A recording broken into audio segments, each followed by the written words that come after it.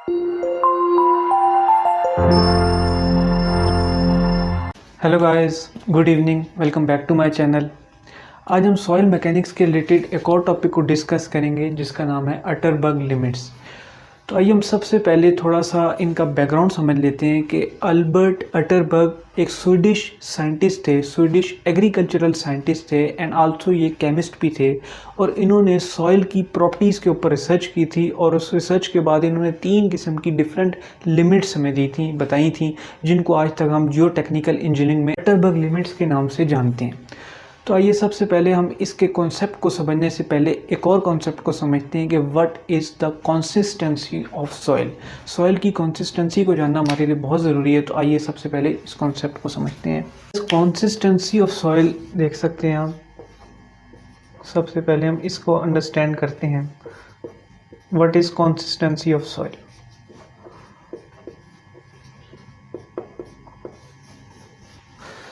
So guys, consistency का मतलब है कि हम कितनी आसानी के साथ किसी भी सॉइल के साथ काम कर सकते हैं, वर्क कर सकते हैं, उसको यूज़ कर सकते हैं। या फिर इसकी एक और डेफिनेशन भी है कि the ability of the soil to resist the deformation.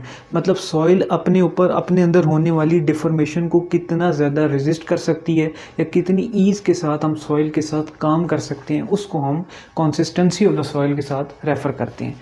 तो ये एक बहुत ही बेसिक कॉन्सेप्ट है अटरबर्ग लिमिट्स को समझने के लिए कि what is the consistency of the soil. और सेकंड थिंग जो है कि अटरबर्ग लिमिट्स जो हैं वो फाइन ग्रेन सॉइल पे अप्लाई होती हैं। आप जानते हैं हमारे पास 2 टाइप्स की सॉइल होती हैं, coarse grain soil and fine grain soil.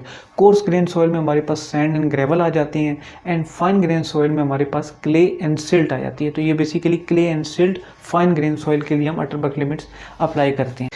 ये देख सकते हैं आप, ये मेरे पास वाई एक्सिस है एंड यहाँ पर हमारे पास कुछ एक्स एक्सिस आ रहा है। अब एक्स एक्सिस के ऊपर जो है मैं यहाँ पर मॉइस्चर कंटेंट ले लेता हूँ, water content in the soil. यहाँ पर हमारे पास आप देख सकते हैं कोई भी सॉइल का सैंपल है जिसमें हम वाटर को ऐड करते जा रहे हैं और ये ग्राफ जो है water content versus volume of the soil के बीच में है। कोई भी सैंपल है हमारे पास सॉइल का, उसमें हम कंटिन्यूसली वाटर को ऐड करते चले जा रहे हैं। अब आप ये देख लें, ये हमारे पास एक्स एक्सिस हो गया और ये वाई एक्सिस है।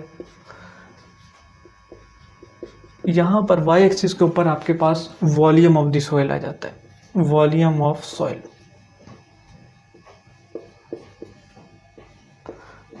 एंड नेक्स्ट यहाँ पर आपके पास एक्स एक्सिस में water content in the form of percentage है, water content in the form of percentage. तो अब ये जो ग्राफ है इसको आपने इस तरीके से अंडरस्टैंड करना है कि जब हम फर्स्ट ऑफ ऑल सॉइल में वाटर ऐड कर रहे हैं तो एक लिमिट तक, एक सर्टन लिमिट तक उसके वॉल्यूम में कोई भी चेंज नहीं आ रहा। ये देख सकते हैं आप कि हम यहाँ पर फ़र्ज़ करें ये हमारे पास वॉल्यूम है VD at the zero water content. तो जब हम वाटर कंटेंट को इंक्रीज़ करते चले जाते हैं तो मिसाल लीजिए यहाँ तक हमारे पास एक वाटर कंटेंट है, यहाँ तक हमारे पास VD वॉल्यूम में कोई भी चेंज नहीं आ रहा। मीन्स अगर आप इसका ग्राफ ड्रॉ करें तो straight line and this it will connect to it. So ये हमारे पास शो कर रहा है कि सेम हमारे पास वॉल्यूम ऑफ द सॉइल है एक certain limit of the water content तक। अब अगर हम इस वाटर कंटेंट के बियॉन्ड मूव करेंगे, यानी कि हम वाटर कंटेंट को जब मैं फर्दर इंक्रीज़ करता हूँ तो हमारी जो सॉइल है उसकी स्टेट चेंज हो जाती है। अब यहाँ पे आप ये चीज़ देखें कि इस पूरे पोर्शन में हमारी सॉइल एक सॉलिड स्टेट में है, सॉलिड है, पक्की, मीन्स ये कि बिल्कुल ही लिक्विडिटी नहीं है, सॉलिड स्टेट में है। तो उस स्टेट को यहाँ पर मैं मेंशन कर देता हूँ।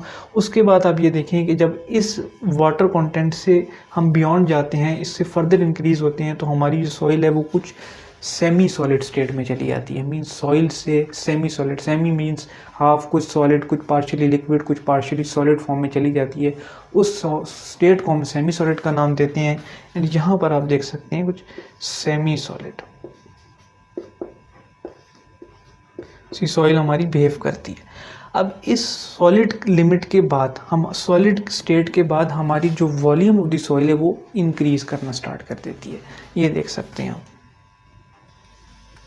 कुछ इस तरीके से इस सर्टन लिमिट के बाद हमारी जो वॉल्यूम ऑफ द सॉइल है वो फर्दर इंक्रीज करे। अब यहाँ पर समझने वाली बात यह है कि जिस कंटेंट पर, जिस वाटर कंटेंट पे हमारी सॉइल की स्टेट चेंज होती है, मीन्स वो सॉलिड स्टेट से सेमी सॉलिड स्टेट में चेंज हो जाती है, उस सॉइल, उस वाटर कंटेंट को मैं श्रिंकेज लिमिट का नाम देता हूँ।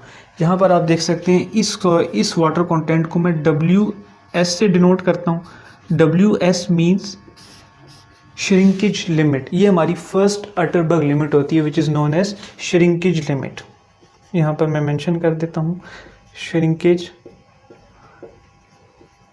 लिमिट। तो अब इसमें आप फर्दर देख सकते हैं कि जैसे हम और वाटर कंटेंट इंक्रीज करते जा रहे हैं। अब यहाँ पर मिसाल ले लीजिए कि कोई एक पॉइंट है, इसको हम यहाँ पे VP का नाम दे देते हैं, VP का नाम दे देते हैं। और यहाँ से इतना हमारा volume of the soil increase हो चुका है और यहाँ पर हमारी जो सॉइल है वो सेमी सॉलिड से मूव होकर चेंज होकर प्लास्टिक स्टेट में चेंज कर देती है। Means first of all solid से semi solid, then semi solid से एक सर्टन वाटर कंटेंट के ऊपर हमारी सॉइल जो सेमी सॉलिड से प्लास्टिक स्टेट में चेंज कर देती है। अब यहाँ पे आप देख सकते हैं प्लास्टिक स्टेट मीन्स कि अब जिस वाटर कंटेंट पे हमारी सॉइल सेमी सॉलिड से प्लास्टिक स्टेट में चेंज होती है वो ये है। इसको यहाँ पर हम WP वाटर कंटेंट से डिनोट करते हैं and this limit is known as plastic limit. So guys इस WP वाटर कंटेंट को हम प्लास्टिक लिमिट का नाम देते हैं। अब प्लास्टिक लिमिट के बाद जब मैं सॉइल में फर्दर मॉइस्चर वाटर कंटेंट को ऐड करता चला जाऊंगा तो जो हमारा सॉइल है वो प्लास्टिक लिमिट से लिक्विड लिमिट के अंदर चेंज हो जाएगा। अब यहाँ पर मिसाल लीजिए कि यहाँ पर ये कोई हमारे पास जो है वाटर कंटेंट है जिस पर हमारी सॉइल जो है वो प्लास्टिक स्टेट से लिक्विड स्टेट के अंदर कन्वर्ट हो रही है। ये देख सकते हैं आप, ये वाटर कंटेंट जिसको मैं यहाँ पर WL का नाम दे देता हूँ। ये WL जो है हमारे पास क्या है, एक और अटरबर्ग लिमिट है जिसको मैं यहाँ पर लिक्विड लिमिट का नाम देता हूँ। ये वो लिमिट है कि beyond which our soil will convert from plastic state to liquid state. तो इस तरीके से आपने देख लिया कि ये ग्राफ शो कर रहा है कि जब भी हम वाटर कंटेंट किसी सॉइल में ऐड कर रहे हैं तो इनिशियली वो अपनी सॉलिड स्टेट से, फिर वो किसी मॉइस्चर कंटेंट पे सॉलिड से semi solid, then semi solid से plastic and then finally in the liquid state convert हो जाती है। तो इस ग्राफ से हमारे पास तीन किस्म की लिमिट्स आ जाती हैं। First is our shrinkage limit, second is WP which is our plastic limit and third is WL which is something, यहाँ पर हम देख सकते हैं VL। इस वॉल्यूम को मैं VL से डिनोट करता हूँ, इसको VP से, इसको VD से। तो थर्ड जो लिक्विड अटरबर्ग लिमिट है वो हमारे पास लिक्विड लिमिट है। तो ये गाइस बेसिक कॉन्सेप्ट है अटरबर्ग लिमिट्स का। सो गाइस हम ये डेफिनेशंस देख सकते हैं, ये आप देख लें श्रिंकेज लिमिट की डेफिनेशन हमारे पास, इसका जो सिंबल है हम इसको WS से डिनोट करते हैं। It is nothing but the minimum water content beyond which soil behave as a semi solid. Means solid जो है सॉलिड स्टेट से सेमी सॉलिड स्टेट में सॉइल चली जाती है, उस पॉइंट को हम श्रिंकेज लिमिट का नाम देते हैं। और the boundary between solid and semi solid state is called and shrinkage limit. तो ये उसकी एक और इजी डेफिनेशन है कि boundary between solid state and semi solid state is known as shrinkage limit. यहाँ पे देख सकते हैं हमारा वही ग्राफ है। नेक्स्ट जो है हमारे पास प्लास्टिक लिमिट है, इसको हम WP से डिनोट करते हैं। The water content beyond which soil behaves as a plastic material is known as plastic limit. And same is the thing with the liquid limit के ऐसा वाटर कंटेंट जिसके बियॉन्ड हमारी सॉइल कन्वर्ट हो जाती है टोटली फ्लूइड लिक्विड स्टेट में, उसको हम लिक्विड लिमिट का नाम देते हैं। अब यहाँ पर एक कॉन्सेप्ट और है which is our plasticity index. तो उसको समझना भी हमारे लिए ज़रूरी है कि व्हाट इज़ प्लास्टिसिटी इंडेक्स। इसके लिए देख लेते हैं आप प्लास्टिसिटी इंडेक्स। अब ये जो प्लास्टिसिटी इंडेक्स होता है ये क्या है, it's the measure of plasticity of the soil. Means ये बताता है कि हमारी सॉइल में कितनी प्लास्टिसिटी है। सो ये जो गाइज हमारे पास पूरी की पूरी रेंज है जिसके बीच हमारा सॉइल जो है प्लास्टिक मटेरियल की तरह बिहेव करता है, उस रेंज को हम क्या कहते हैं, plasticity index. So this whole range is known as plasticity index, and in the other words we can say that the difference between our liquid limit and plastic limit is known as plasticity index. तो इसकी simple definition ये है कि the difference between the range or the difference between the liquid limit and plastic limit is known as plasticity index.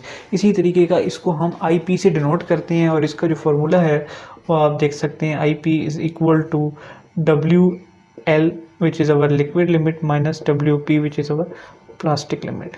So it is the mathematical expression of our plasticity index.